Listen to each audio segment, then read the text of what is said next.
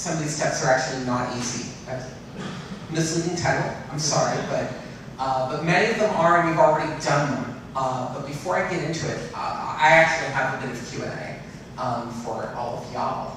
How many of you have played Magic the Gathering? That is excellent. Most of the people raised their hands. How many of you have played other card games that are trading card games?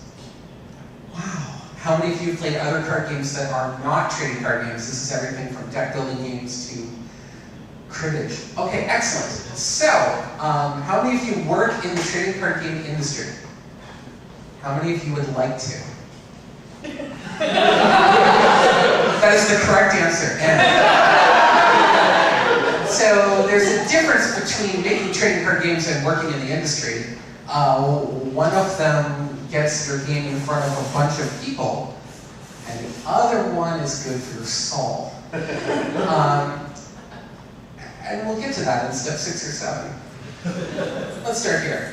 Step 1, play lots of card games.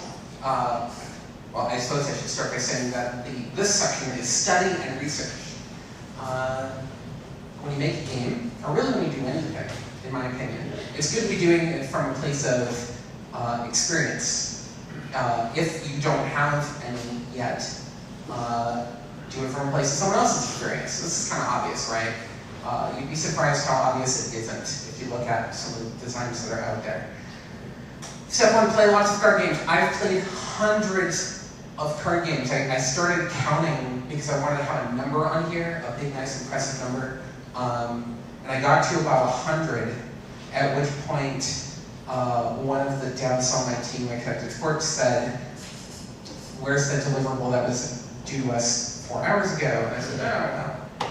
I should get back to that." So, hundreds of card games, trading card games, deck building games, traditional card games, small one-shot games, indie games, in addition to all sorts of games that have nothing to do with cards on the surface, but you can see how you can get to cards from there.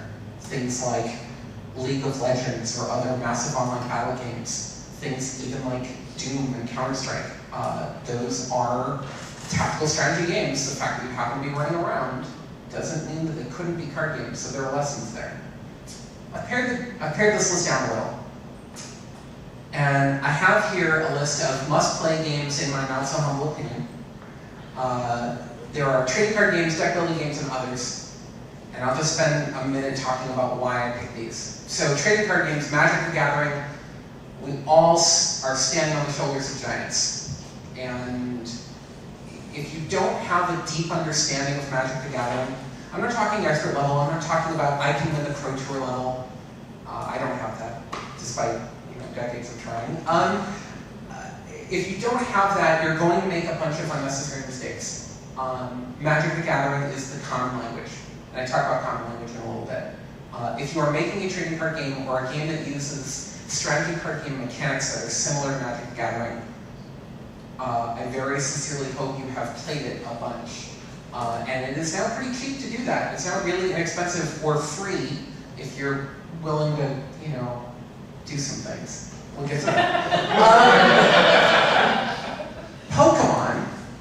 I have a 9-year-old daughter named Zoe, and Pokemon is now absolutely boring to her because she's 9. But when she was 6, oh my god, it was the greatest thing ever. Pokemon is not really a great game. It doesn't matter though that I don't think it's a great game. And I went to it with that impression, but when I got into it, I learned a lot of things that they've done under the surface to make it a good game. I'll talk about that another time. Yu-Gi-Oh! Why? Because Yu-Gi-Oh! Found the space between Magic the Gathering and Pokemon and owned it. I mean, for the better part of a decade, if you were a 13-year-old boy, you owned Yu-Gi-Oh! Cards. You probably didn't own Magic. You absolutely did not own Pokemon. Now I'll get slightly more obscure. How many of you are familiar with the trading card game Netrunner? Okay, the 5 or 6 of you are awesome. The rest of you are also awesome, but for different reasons. To the best of my knowledge. If you're here, you must be, right? Netrunner is the greatest card game you have not played. I very strongly encourage you to pick up the relaunch of Netrunner this fall by Fantasy Flight Games. Netrunner is an asymmetrical trading card game. One player acts the role of the evil corporations trying to advance agenda, which can be anything from launching a space satellite to diluting the populace to owning governments. And the other player is the runner. They want to liberate the agenda, information wants to be free. All of this was done in 1996. And it's kind of funny how much of that science fiction has become science fact. Vampire the Eternal Struggle, because multiplayer politics can ruin any game. Who's with me? Unless you go from the start with that in mind. Vampire, formerly known as Jihad, is a brilliant examination of player types as expressed through cards in a multiplayer environment. There's been nothing like it since, and that is a shame. Well, I say there's nothing like it. There might be one other one like it, Legends of the Five Rings. You should play this because a great story and a rich game world can overcome remarkably outdated mechanics. This game is now 17 years old and has not had the evolution in the same way that Magic the Gathering has had, which is from the same era. And yet, I will always be a member of the Unicorn Clan. And this is true because what I did in that game mattered. When I won a tournament using evil cards, the large story they told, the Unicorn Clan in the story became slightly more evil. And I had a lot of people upset with me about that, and that was awesome. Star Wars CCG did the Cypher one, the original one, because you can make a game that is 100% flavor first and still make it work. The mechanics of that game are... They say you shouldn't speak ill of the dead. But the Cypher got really good at making trading card games later in their existence, like the Lord of the Rings trading card game from 1999. But yeah, you should check it out. It still exists now, even though the license is long since dead. There's a Star Wars Players Committee that basically makes virtual cards for this game still. Epic trading card game because resources are a part of the game, but they don't need to be the focus of it. World of Warcraft because you should totally check out what happens when Magic the Gathering fan fiction gets $1 billion license. Dominion because this game started the deck building genre. Ascension because this game perfected it. Seven Wonders because it takes one aspect of the larger genre, drafting, and elevates it to great effect. The entire game of Seven Wonders basically is about drafting cards. When I talk about drafting, who knows what I'm talking about? Basically, you get a collection of cards, choose one, put it face down or face up, depending on the game, pass the rest of the cards to your left. Your partner and or opponent sitting to your right passes all of the cards they don't want. You take one, pass it, and off you go. Repeat until all of the cards are depleted, and then now instead of passing this way, you pass this way. And at the end of all of this, everybody has some cards, and then the real game begins. Well, in Seven Wonders, that basically is the real game. There's slightly more to it, but it is unbelievable. I have not played it anywhere near as much as I should. Last but not least, a Game of Thrones, which started out as a trading card game way back in the day, back before the miniseries, back before really the books became kind of this huge thing. An obscure trading card game title that eventually became a living card game. That's what Fantasy Flight calls it, when they sell cards that are like randomized boosters, but there's nothing random about it. Here are 50 new cards in a box, $12. We're going to do this every month. Here's some new cards, here's some new cards, and some old cards. Thus, they keep it alive and fresh without that annoying booster pack lottery chase. Last but not least, Bonanza, which has nothing to do with trading cards at all. But it is an amazing game. Play Bonanza because simple mechanics and the right setting and tone can do wonders. It's actually, that's a pun. That is, if I remember correctly, the German word bone for bean. And it's a bean farming game. And if you can imagine a German board game except as in a card game, with really out there kind of flavor. Somebody writing as if they were from Texas, but actually they're from Mars. You have. Okay. Step 2.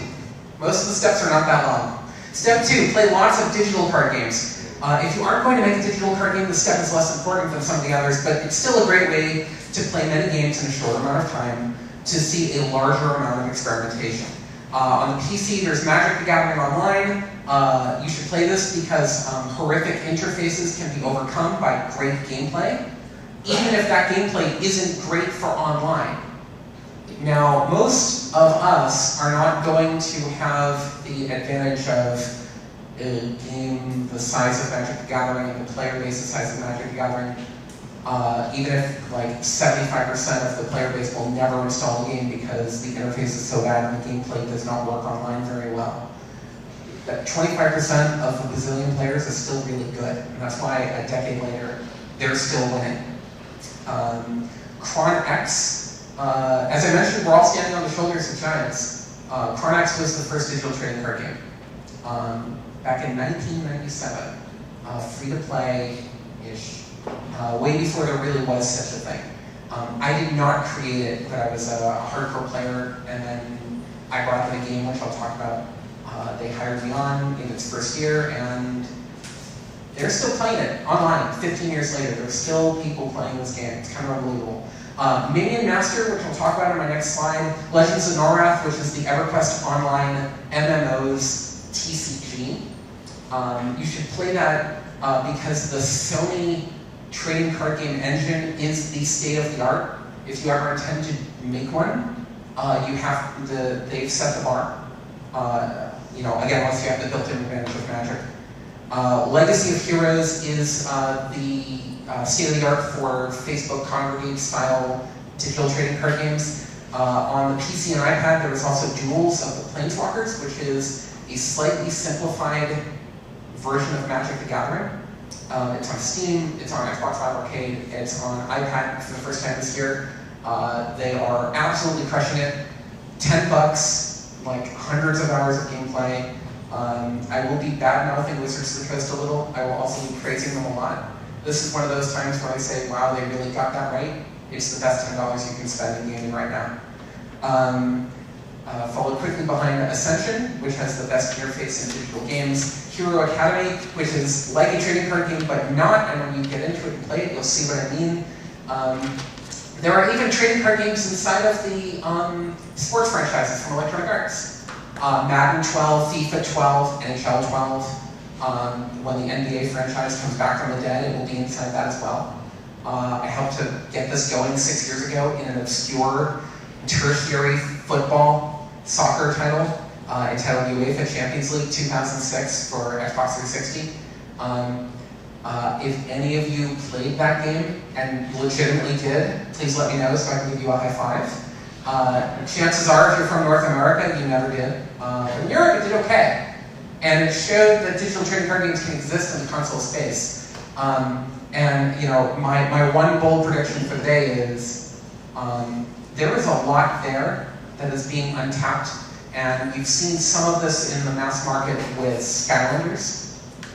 Booster packs as a way to fund a game, give away the game, and just sell booster packs can and should exist on the consoles today. The fact that it doesn't is a mistake, in my not so humble opinion. Okay, step 3, as I've said now a few times, stand on the shoulders of giants. HeroScape in the upper left-hand corner was this great game made by Milton Bradley, aka Hasbro, that was sadly retired a couple of years ago. The game in the lower right-hand corner, Minion Master, is a game I ran into at GDC this past year in the Indie Hall, and they've been coming right along in development. They're at minionmaster.com. It would be unfair for me to call Minion Master a copy of HeroScape, but it influenced their design greatly, which is fine.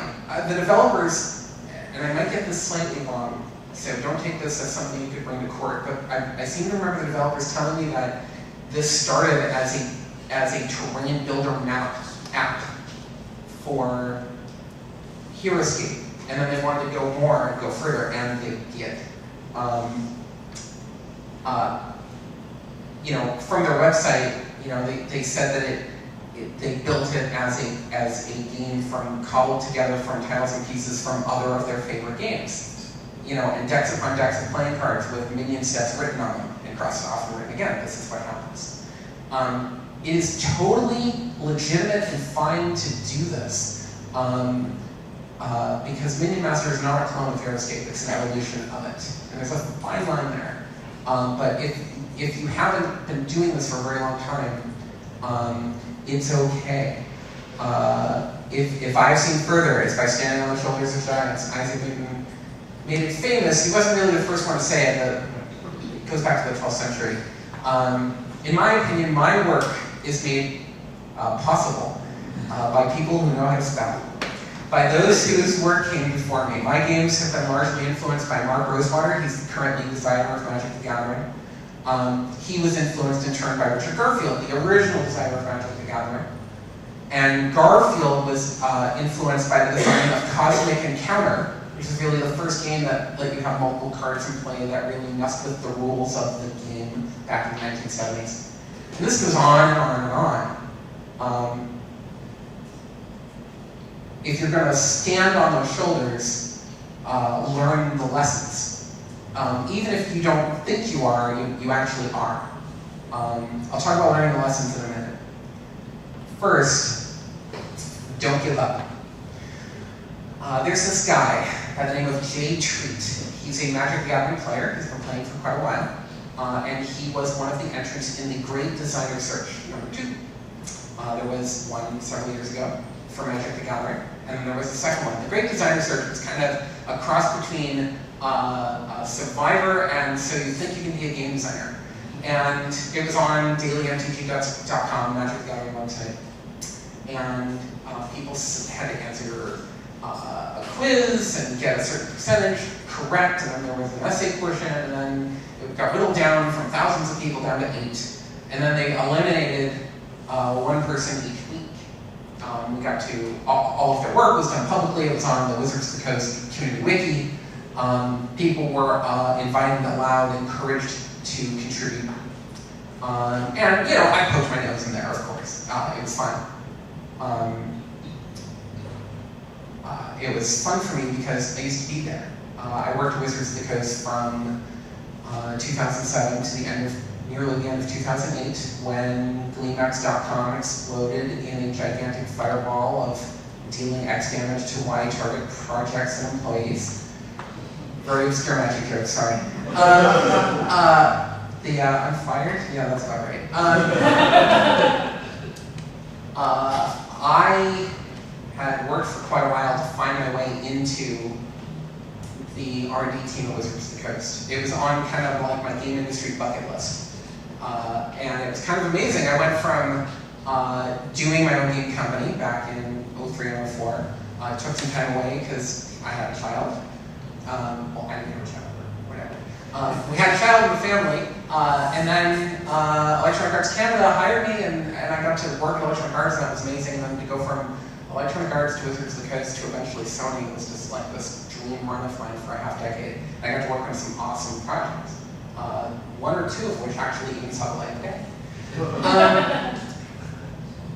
When WotC blew up the team, a lot of us found our way out. And I thought that I was just done with Magic, which was kind of a shocking thing because, you know, I played Magic for nearly 15 years. You know, I was not at Gen Con when Magic the Gathering was released, but I was a student at the University of Southern California with people who were. So the month after the game was released, I was playing the game, and it was love at first shuffle. It was amazing. For those that understand, no explanation is necessary. For those that don't, no explanation would be sufficient. But I'll just say that, you know, Magic the Gathering completely changed my life, both in terms of what I was doing. I was a journalism major at USC at the time. You know, I had been interested in games, and I'd always been, you know, making up little games. But in terms of the thing, no. But when I played Magic, and then they said, well, wait a minute, this card should be better than that card. Ding, oh, that's a thing I can do. Maybe I should do more of this. And 18 years later, here I am. Back to Jay. I put out the call in February, basically in January of this year, saying, hi, I'd like to make a project that can take on Magic Online. Who's with me? And I got some pretty amazing response. A little bit sad that I had to let that project go, but just like information wants to be free, rent wants to be paid. And so I went back into the industry and doing some pretty awesome things there, rather than on my own.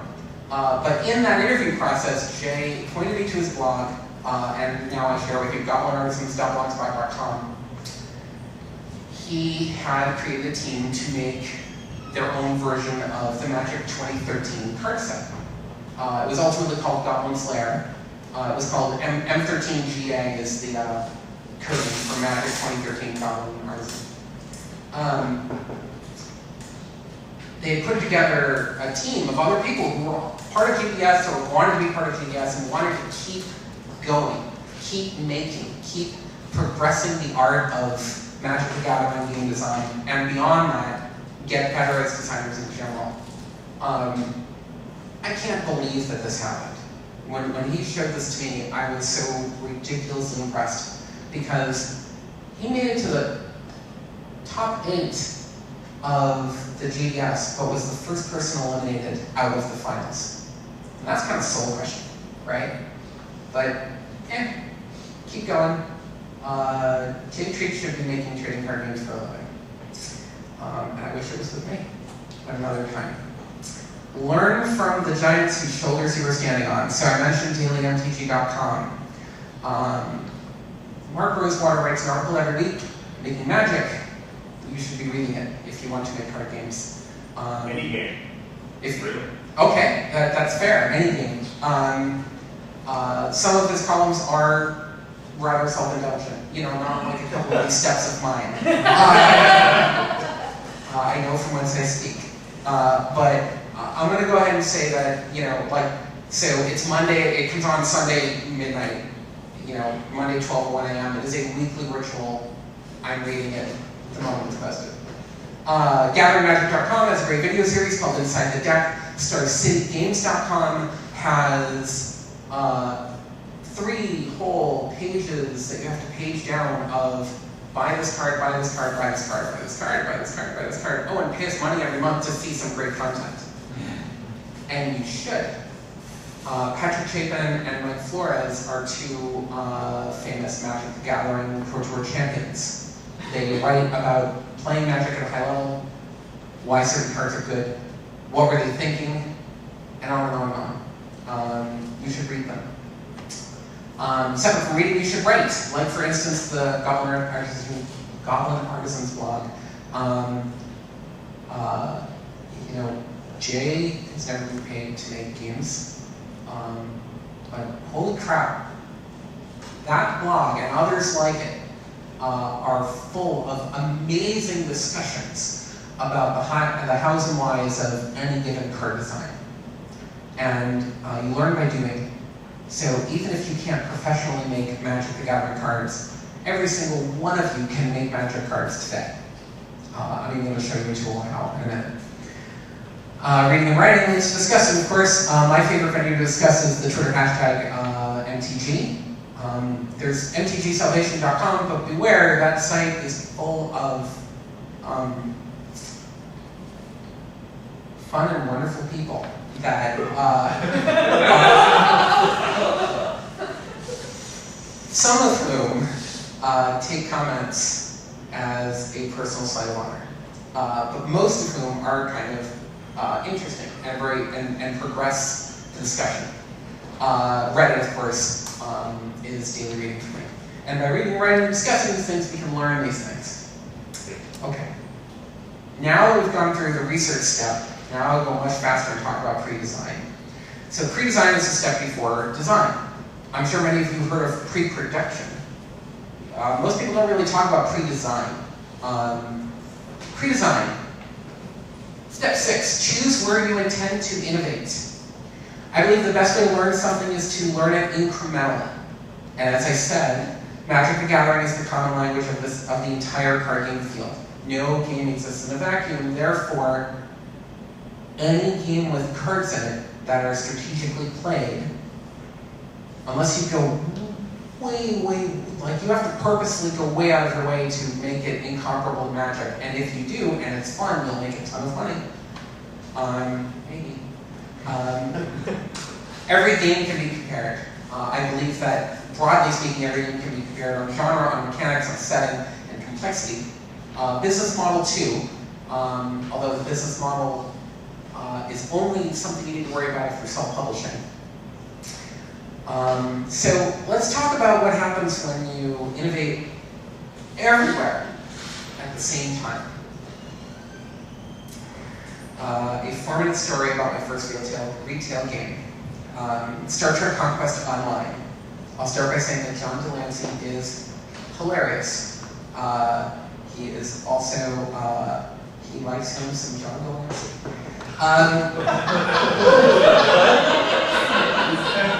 Choose where you intend to innovate. Did I really just? I think it did. I'll give you the example of what happened. So this was technically the first commercial trading card game with a retail presence. It was also technically the first collectible miniatures game ever in June of 2000.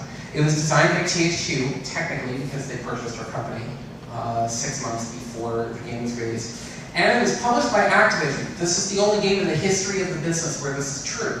Because THQ and Activision aren't BFFs, and they weren't then either. Which led to some interesting things. But let's get back to the design.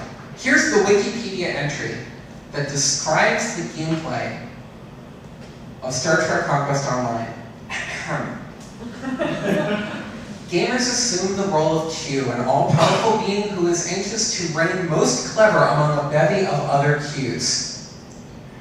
By utilizing collectible pieces from the Star Trek Next Generation, the player manipulates the galaxy hoping to outwit the competition and emerge victorious. Players start off with a predetermined set of pieces constructed from a group of more than 150 characters, weapons, and ships. Each with varying abilities and value, players use their pieces to gain control of the planets in their quadrant, as well as to attack and fend off their opponent's pieces. A player wins by seizing control of the challenger's home planet and capturing the Q, or by holding off an opponent long enough to rack up the necessary points.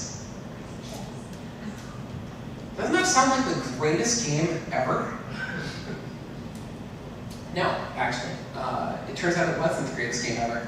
Let's talk about where I innovated, where our team innovated. We innovate all the things. The genre, Star Trek sci-fi online game, okay, that's pretty safe. There were several of those that existed in 2000.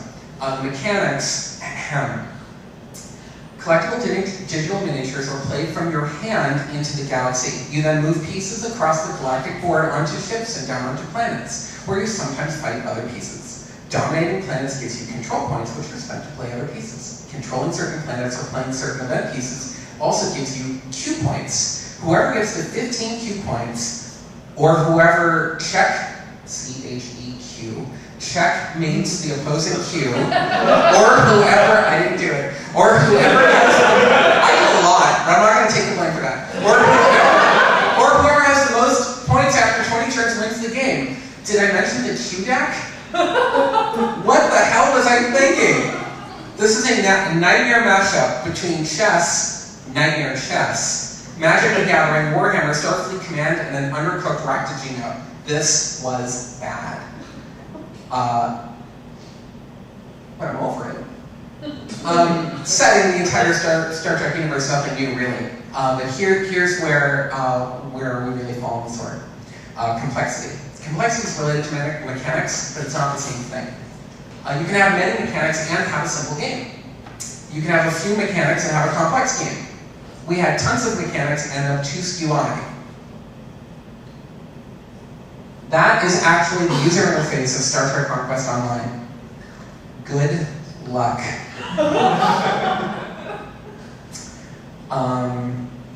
Okay.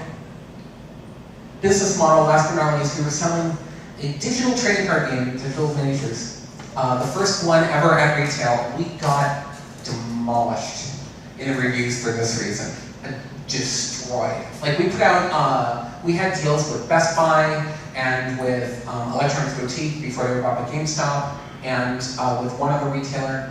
And if you bought our game from them, you got a special piece that you could only get from them.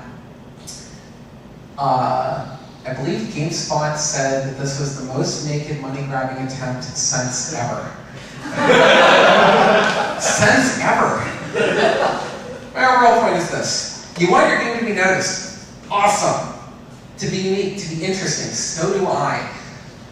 But it's really easy to innovate everywhere. It's really kind of impossible to innovate everywhere well. Don't do that. Pick one thing to be really different on and be great different on just that. To try and do more than that just doesn't work. So we go from my 2000 flop of the year, actually on Metacritic's list of worst Star Trek games ever, although we are among the best of the worst, which is something,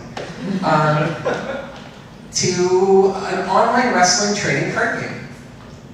An online wrestling trading card game. No, really. WWF with Authority, which got a name change the same year I did. WWE with Authority. It was my next card game. It was pretty simple. You played momentum cards. Momentum cards give you the momentum to play maneuvers. Connecting with maneuvers that your opponent didn't counter also gave you momentum. You would build momentum as you do in a pro wrestling match, letting you play bigger and better moves. So you start out with a punch or a hip toss. You eventually move to a vertical suplex or rock bottom, hitting these emotional beats of a pro wrestling match, making it feel like that you're controlling the action inside the ring. We used a common language. Anybody that played this game and had ever played Magic the Gathering could recognize the maneuvers were kind of like creatures. They're the thing you're doing to hit your opponent. That momentum cards were kind of like land. You know, a lot of designers will make the mistake of, oh, I hate land. Mana Screw is horrible. Mana Flood is dumb. Let's just get rid of land or find some other way. I could spend 5 hours talking about the power of land, but don't get rid of it in your first game. So yeah. Specials cards were everything else. They were the instants or sorceries or enchantments of Magic the Gathering back then.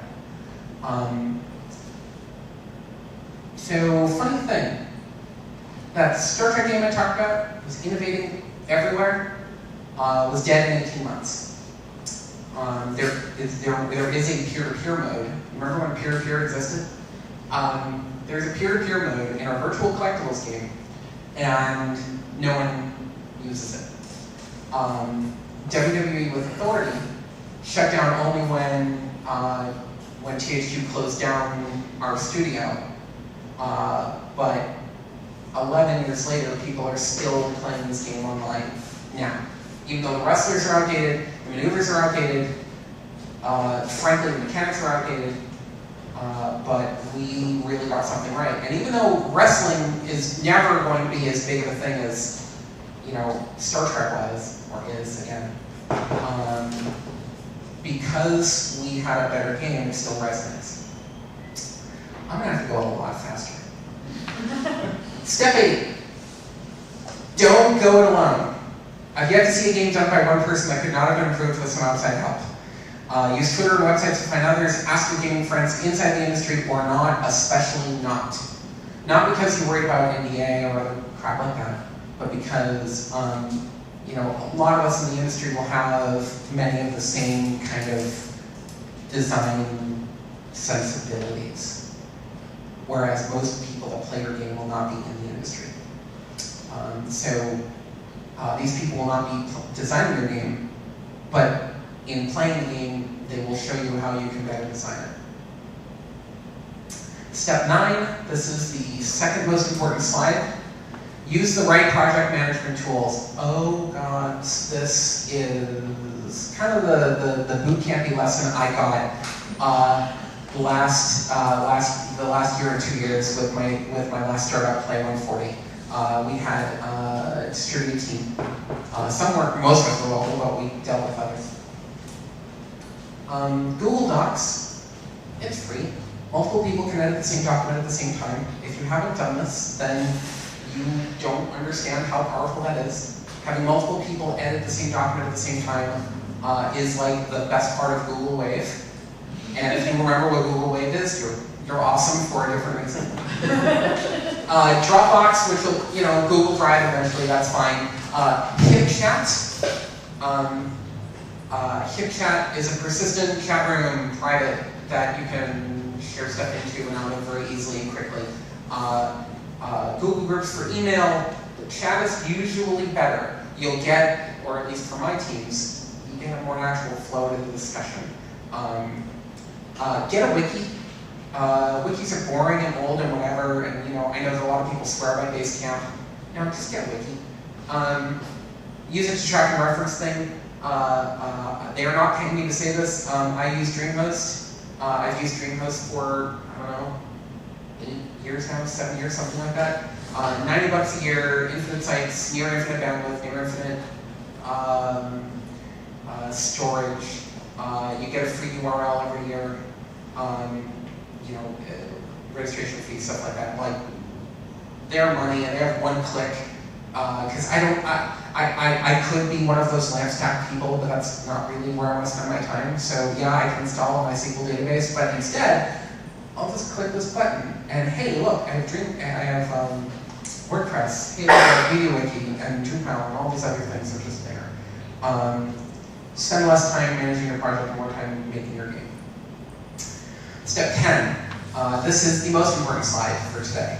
Use the right design tools. Whether or not you're making a Magic set, if you're making any kind of card game, there is one absolute required piece of software. It's not actually Illustrator, it's not actually Photoshop, it is Magic Set Editor. Unfortunately, my Windows emulator is dead, so I can't tab over to it right now, but later on, or between sessions, I will try again, and people can come by and look at it. MagicSetEditor.sourceforge.net is a free download, it's open source. And you basically can create pixel identical Magic the Gathering cards. Don't do this to create copies of cards you don't own. Not only is that evil and deprives people of the monies they should be getting, it's also actually illegal if you ever say, sell this, and people have, and they've been caught, and they're in jail. Don't do this. Instead, make awesome things. To help make awesome things, you need a few other very important things. You need a few hundred cards, okay? This is not a Magic card, this is from a different game, but it's the same kind of thing. You can get it, if you have, many of you have played Magic, you said, so you almost certainly have several hundred cards somewhere. But if you don't, trollandtoad.com will sell you 1,000 random, very bad Magic cards for $11. So that's like a penny each. That's nothing. You want a few hundred card sleeves. I swear by the KMC Super Sleeve. You get 80 of these for $7. So usually when I'm starting a new project up, I spend $35. Get 400 of these. Because 400 of these means one very large deck, or enough for 6 players to test, generally depending on the size of the game they're making. Paper, you can get anywhere. Decent printer with good cheap ink. Oh, how important is this? Kodak Hero 3.1 is my current favorite. Remember, you're not printing finished products here. You're printing lots and lots and lots and lots of these.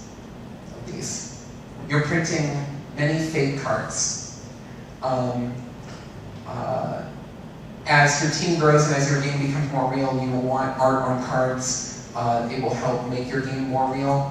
Having a game feel more real will make it more real, make it more likely to exist. So you'll print them. Last but not least, you also need to cut them. Get a paper cutter. Don't do this with scissors. You will cut yourself, but more than that, you'll also cramp that hand. I'll do the math in a moment and explain to you why it's so bad. Generally speaking, the line is $40. If you're buying a paper cutter and you're spending less than $40 on it, you're wasting your money. I swear by the X-Acto. 12-inch with a laser sight, and so you can see exactly where that cut's going to go when you drop the hammer down. It is money well spent. Okay. Design. Choose something to be the most important thing. Like in this discussion, I chose step 10 to be the most important thing. I could have done this. Choose one thing to be the most important thing and let that be your guide. You will make many gameplay and balance decisions based on math, telemetry from our prior discussion, gameplay testing and the like, but it needs to start from something. That something is your gut instinct about what the essence of your game should be. Starting with whatever your most important thing is, build the structure backwards to support that thing, and use the math to get there. And then do lots of math. A belabored WWE with authority example very quickly. I wanted to make a game that made it feel like that you were managing your favorite wrestler, your favorite superstar, in a ring. So to do that, I wanted the game to take roughly as long as a really good pay-per-view wrestling match. Those take about 15 minutes. I know this because I've watched them. I will be watching them tonight, in fact. Looking at several matches, I determined that 25 maneuvers is roughly the amount the winner does to the loser. Chair shots excluded. So I used that basis in reality, the constructed reality of World Wrestling Entertainment. And then I started applying some math. From my experience, most skillful card games are 60-40. That is to say, the player who wins is doing about 60% of the gameplay, while the other player is doing 40%. And I see this ratio come up again and again and again in things like League of Legends, StarCraft, Magic the Gathering, even chess, if you view board control as an action. This number is a gut call from me. You can pick any ratio you want. The ratio, as it gets closer to 50-50, is indicative of a game with less skill. A ratio as it gets closer to 100-0 is a game of more skill.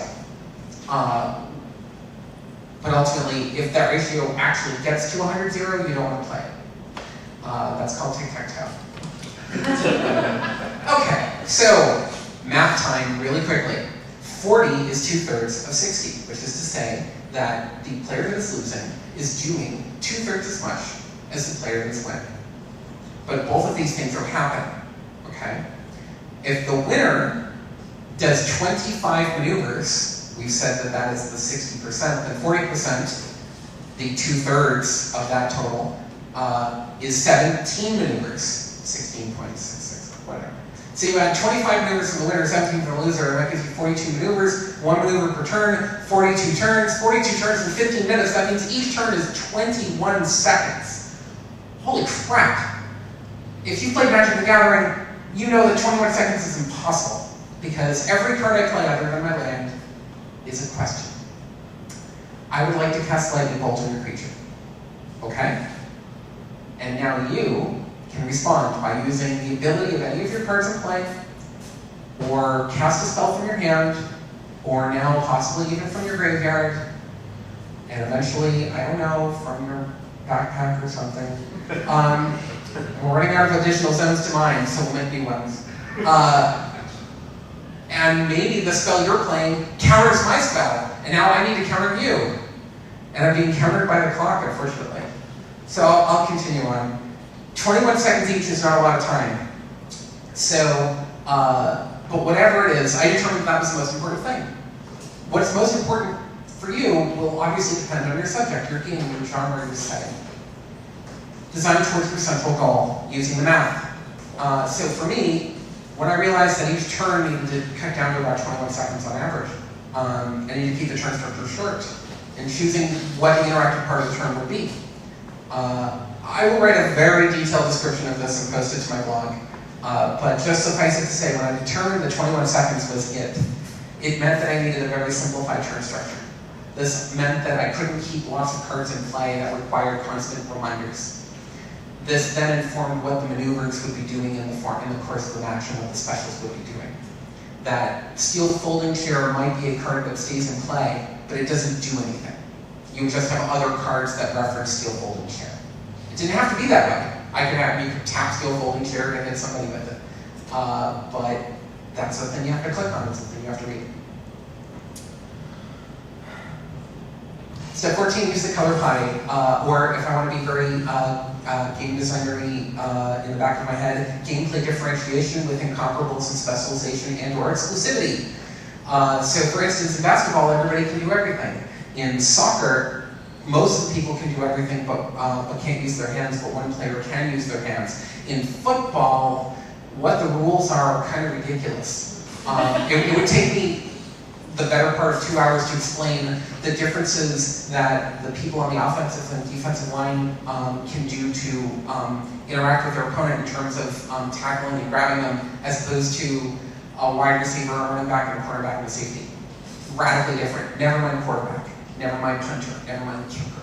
You can't even touch a punter if he's kicked the ball. Whereas you can hit a quarterback immediately after he's thrown it. Good luck. And then there's Quidditch, where you have gears and seekers, and everybody has their own unique ball, and that's not real, except it is, because people are playing it in Muggle Quidditch. The color pie, and this is where I'm going to stop, unfortunately. The color pie is comes from Magic. The entire mode of gameplay design in this way is a direct descendant from Magic the Gathering. MTGcolorpie.com, which is not a site that WotC made, Wizards of the Coast WotC. It's not a site that they made, it's totally just a fan site. It links to dozens of articles from Rosewater, from Aaron Forsythe, who's the head of the R&D department, from other people. Nothing I've talked about today is insider knowledge. It's not protected because, well, that would be crappy if I did that. It might also get me into trouble. But more than that, I'm just telling you things that they say quite publicly. In Magic, you have 5 colors, right? And each color does its own thing. Red deals direct damage, and they have fast creatures. Green has large creatures and nothing else really, which is why green is never played in high-level tournaments. White has an army of creatures and spells and creatures that protect themselves. Black can do almost anything possible in the game, but at a price, whether that's discarding cards, or paying life, or sacrificing creatures that are in life. And blue can only have the minorly, unbelievably broken ability of drawing extra cards or countering spells, which is why blue is played in every high-level tournament. Green gets to counter spells sometimes, but only blue ones and black ones because they oppose those colors. From just these things, you have a very intricate rock, paper, scissors, and for my daughter, lizard Spock. Love you, Zoe. Very, very intricate, trumping system. And I've just given you a little tiny, teeny slice of the gigantic pile of mechanics that is Magic the Gathering. As you build your game and build layers on top of it, you will discover that if you differentiate, delineate, and make some things exclusive, it will give you, as a designer, many tools to make a game that can last a very, very, very long time. There are very good reasons why there are only some pet classes in World of Warcraft, even though they could have coded it such that everybody could have a pet, as an actual pet, not a little show-off pet. But, MTGcolorpie.com is really a great resource to be reading and looking from. Since I've taken far too long, what I'm going to do is skip pre-production, skip production, skip all of these other things, and I will be posting this stuff to my blog. I will skip way ahead to number 27, which is, there we go, or 26, I moved it. Buy the Game Adventures Guidebook. I was not paid to say this either. This book is an absolute Bible, or insert holy book here, for game industry contacts and suggestions. This is absolutely required reading. It's $8. The Kindle edition, which includes on your iPad or on your PC. This easily could have been step 1. If you're looking to sell into the industry other than self-publish. You basically can't until you've read this, or spoken at length to someone who has. So, In addition to the other things I have to say, read this because Brian has some amazing things to say too. And eventually, step 30 is make a great game and send it to me. Q&A will happen through email and Twitter. There's my email, there's my Twitter. Sorry for running long. Thanks for your time.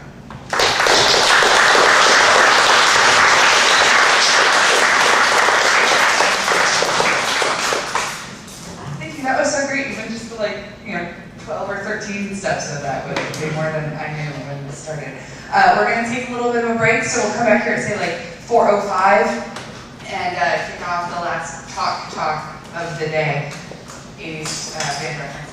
And we'll see you back here for Teacher's Guide.